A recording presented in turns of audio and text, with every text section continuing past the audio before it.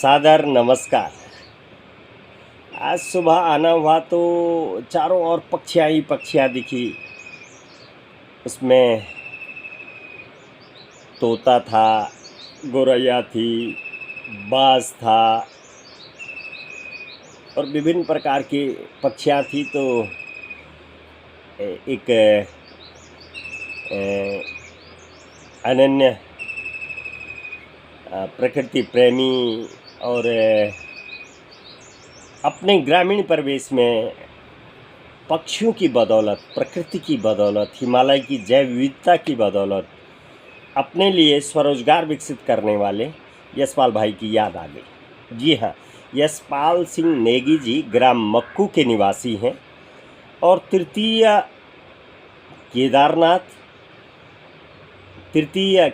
भगवान शिव स्वरूप तुंगनाथ जी का शीतकालीन गद्दी स्थल भी मक्कू है।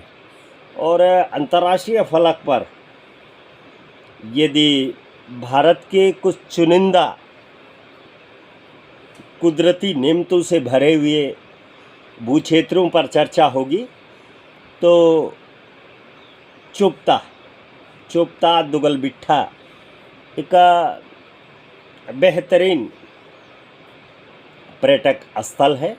और मक्कू ऐसा एक गांव है पूरे जनपद में जिसकी सबसे बड़ी वन पंचायत है और केदारनाथ विधानसभा से लगा हुआ यह भूक्षेत्र। और यहाँ के निवासी हैं श्री यशपाल सिंह नेगी जी। यशपाल सिंह नेगी जी को बचपन से पक्षियों के प्रति बेहद शौक था। वह 10-12 साल की उम्र से ही पक्षियों की चहचहाहट को सुनकर उनके नज़दीक जाने की कोशिश करते थे और उन्होंने अपने इस लगाव को 10-12 साल से लगातार बनाए रखा। और धीरे धीरे जो आपका टेस्ट होता है, जो आपका इंटरेस्ट होता है, जो आप जिसके प्रति आपके अंतर्मन में बड़ी पावनता के साथ एक संबंध होता है, जिस गोल के लिए, जिस लक्ष्य के लिए ईश्वरीय और प्रकृति और ऐसा महापुरुषों का मानना रहा है कि आपको वो मिलता है। यशपाल भाई बेहद साधारण परिवार से निकले हैं और धीरे धीरे पक्षियों के जो प्रेमी थे, पक्षियों के जो फोटोग्राफर थे, पक्षियों पर जो स्टोरी कवरेज करने वाले थे, ऐसे लोगों से यशपाल भाई की मुलाकात होती गई और वो धीरे धीरे गढ़वाल हिमालय में जो प्रवास के लिए जो पक्षी आती हैं या जिनका सदाबहार बसेरा है, उनके बारे में उनको यदि मैं कहूँ कि पूर्ण ज्ञान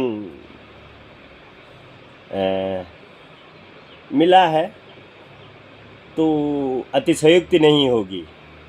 और बड़ी बात, जब राज्य स्तर पर या राष्ट्रीय फलक पर हम पक्षी प्रेमियों के बारे में या पक्षी जो दिखाते हैं, बर्ड वाचर हैं जो, या जिनका आतिथ्य विशिष्ट है, ऐसे लोगों की जब हम पड़ताल करते हैं तो उसमें गौरव होता है। हमारे यशपाल नेगी जी भी मक्कू गांव के हैं। आपने अपने घर में पेइंग गेस्ट का कॉन्सेप्ट विकसित किया है। आपके घर में 10 कमरे हैं और लगभग 10 कमरों में 8 कमरे आतिथ्य के लिए ही हैं। और विशेष बात, जब उत्तराखंड में तीर्थाटन का दौर चरम पर होता है तब यशपाल भाई का जो बिजनेस है, यशपाल भाई की जो आजीविका का संसाधन है, वह धीमा होता है। और जैसे ही हम लोगों को लगता है कि यात्रा के बाद अब पर्यटक कहें या तीर्थयात्री उनकी संख्या घटेगी, तो यशपाल भाई के यहाँ भीड़ लगनी शुरू हो जाती है। और औसतन ये 8 कमरे साल में 4, 5, 6 महीने तक भरे रहते हैं। और इनके पास भारत ही नहीं पूरी दुनिया के पक्षी प्रेमी पहुंचते हैं। और आपको एक और बड़ी बात कहता हूं जो मुझे बहुत अधिक प्रभावित करती है, प्रेरित करती है। हमारी बहन जी श्री यशपाल भाई की श्रीमती जी, श्री यशपाल भाई का बालक, श्री यशपाल भाई की पुत्रवधू, ये चारों लोग एक टीम के रूप में काम करते हैं। आपके पास स्कॉर्पियो है और एयरपोर्ट से आपके पर्यटक आते हैं और अपने वाहन से मक्कू गांव पहुंचते हैं। मक्कू के बारे में तो आप लोग भली भांति विदित होंगे। मक्कू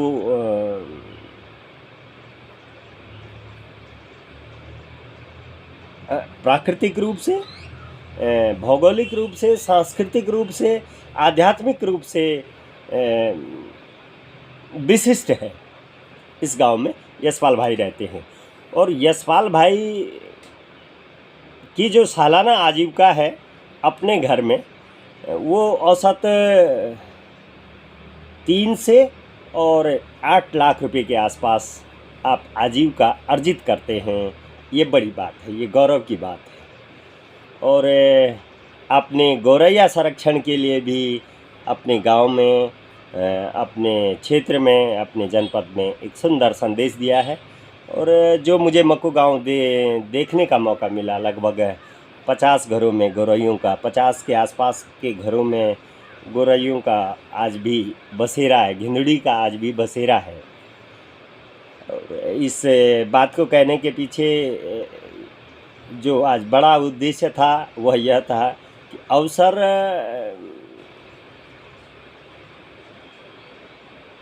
अवसर आपके आसपास भी छुपे हुए हैं।